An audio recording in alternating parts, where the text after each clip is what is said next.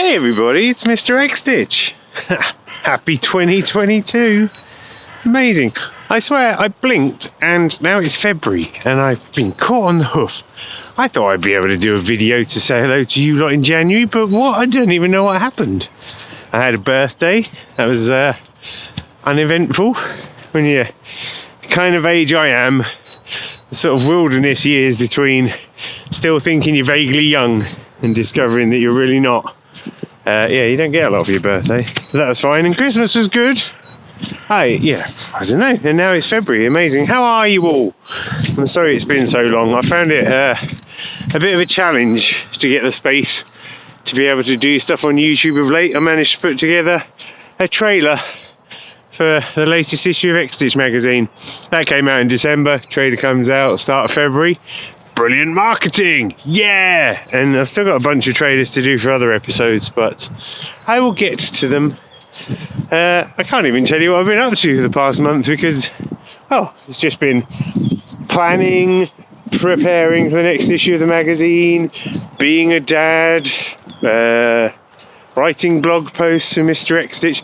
Probably the most profound thing I did for my business last month was I put together a media kit that says how cool my magazine is and how much it costs to advertise in it. And I've had a bit of success there. I'm looking to partner up with some brands who are relevant to the kind of X-Stitch scene, so I'm talking with the Daylight company who make brilliant lights for daylight and for crafting and for magnifying and stuff like that, and I think they're a really great company to work with, and I'm hoping I can pick a few other specific companies who are kind of in line with just X-Stitch really. You don't want to go too off tangent and be like apple juice, although apple juice is quite nice. But if you know of any brands that want to work with the coolest cross-stitch magazine in the world, then let me know. That'd be great. Other than that, I'm just trying to think what's happening. It's really weird. It's just time is just flying. Like, I can't believe that we're into the second month of the year already because it's just been pretty insane, really. Around here, coronavirus seems to be mellowing out a little bit. Touch wood, my family still haven't had it. That probably means I've got it right now, doesn't it? Let's face it. But yeah, no, life is good, Don't think there's too much to complain about. I've been trying to cut back on the sheer volume of sugar I've been eating. I don't know if you know of a brand called Tony's Chocolonely. They're pretty popular over here in the UK. It's made by, it started by a Dutch guy who wanted to try and be a bit anti-slavery within the chocolate trade.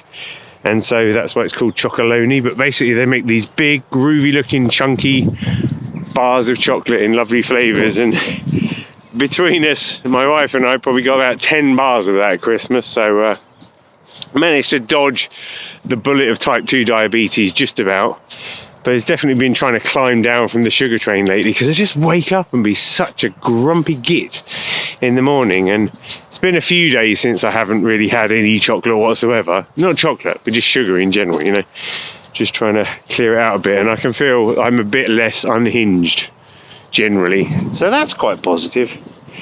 And just sort of and then I did on my birthday I decided to do a 10k run because I'm part of a running club here and I really enjoy that, and I've become a run leader, so I help people who aren't the fastest runners. I'm not the fastest runner. I did a 10k in 2015 and then I did a 10k 7 years later, and the one I did 7 years later was 2 seconds slower than the one I did 7 years before. So I'm pretty consistent with my pace.